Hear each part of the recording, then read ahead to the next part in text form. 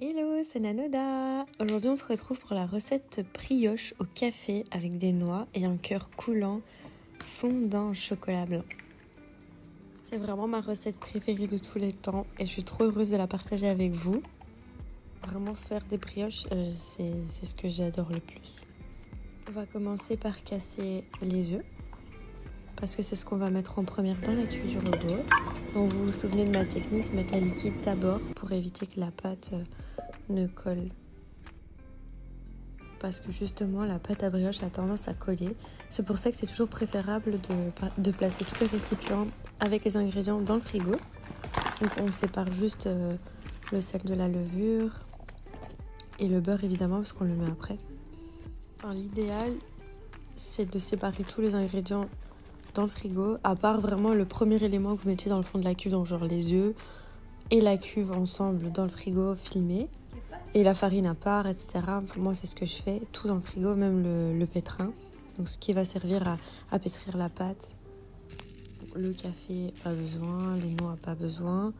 Mais prévoyez de torréfier vos noix à l'avance pour que ça ait le temps de refroidir, par contre. Parce que plus vous travaillez froid à la brioche, mieux ce sera. Moins elle collera, plus elle sera facile à manipuler. Elle chauffera pas trop dans le robot et vous allez pouvoir bien travailler le gluten. Et voilà, donc on va émietter la levure et ajouter tout ça dans la cuve du robot avec la farine, le sel, le sucre et les œufs. Vitesse 1 pendant 4 minutes. Et bien sûr, pas oublier de brancher le robot, pas comme moi, bien sûr, bien ce que j'ai fait. Allez, 4 minutes, vitesse 1, c'est parti.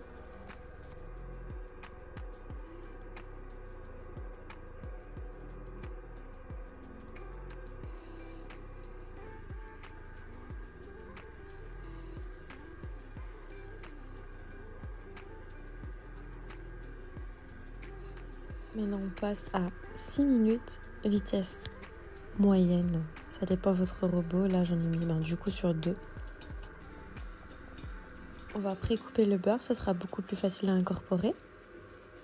Et aussi concasser les noix, c'est toujours mieux pour que ce soit bien réparti. Je les mets déjà avec le café parce qu'on va les mettre en même temps, mais tout à la fin. Pour le beurre, une fois que votre pâte commence à être élastique mais que le gluten n'est pas encore formé, vous allez ajouter le beurre petit à petit. Tout doucement jusqu'à ce que il soit bien incorporé. Et ensuite, une fois qu'il est bien incorporé, je peux parler, vous allez augmenter la vitesse. Et n'oubliez pas de corner, bien sûr, de temps en temps, pour que le beurre soit pas juste tout au-dessus de votre... En fait, comment expliquer ? Avec le pétrin, le beurre a tendance à remonter et des fois, ça n'accroche pas la pâte, donc vous pouvez l'aider un petit peu. Et voilà ! Oh là là, comment j'étais trop contente ! Regardez ce gluten de fou ! Ça, c'est ma fierté. C'est moi qui l'ai fait, c'est mon fils, c'est mon fiston. Et puis, on ajoute donc les noix et le café, mais vraiment tout doucement, juste pour incorporer et pas casser le gluten surtout. Et puis voilà. On va fariner le plan de travail. On va bouler la pâte 2-3 fois et puis laisser pointer comme ça 30 minutes à température ambiante, mais avec un film bien au-dessus, bien sûr.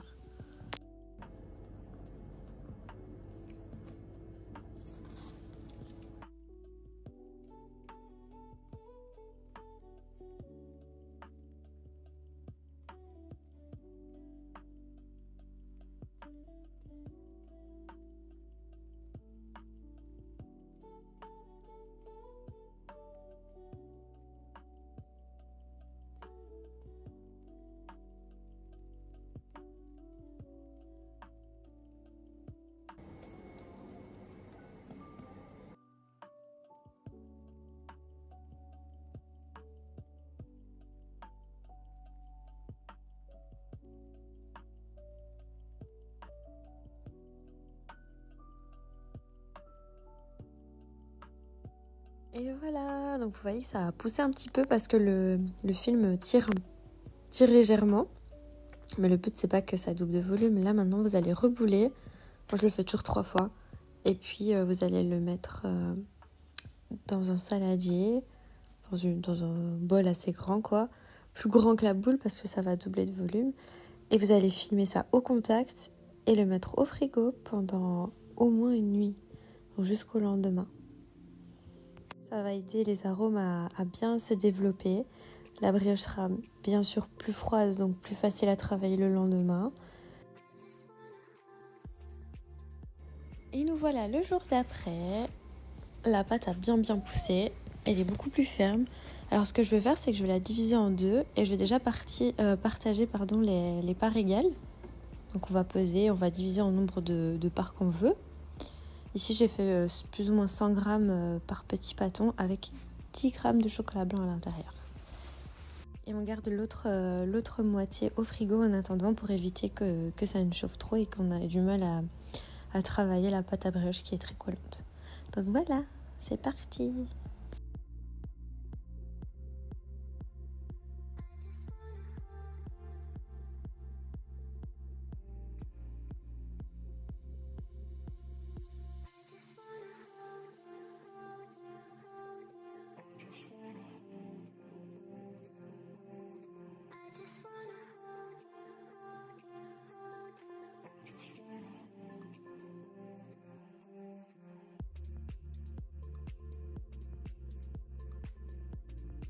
J'utilise un petit rouleau pour aplatir chaque pâton une première fois. Ensuite, je vais faire 2 rabats et au deuxième rabat, j'ajoute le chocolat blanc. Et là, on fait le dernier rabat, on ferme, on scelle les petites brioches et on le laisse pousser.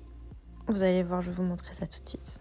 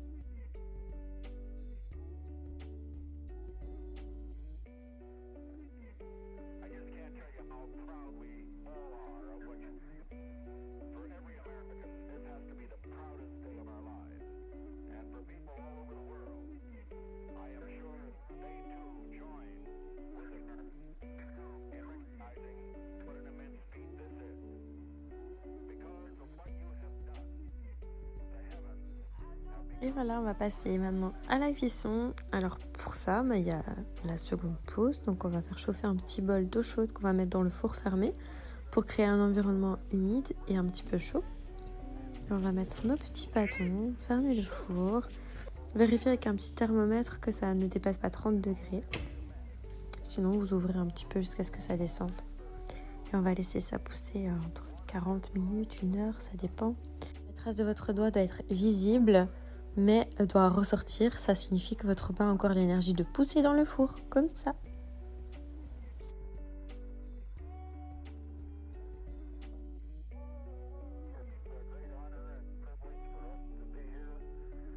Je l'ai mis environ 12 à 15 minutes à 180 degrés, mais vraiment là, ça dépend de votre four, c'est toujours à surveiller de toute façon.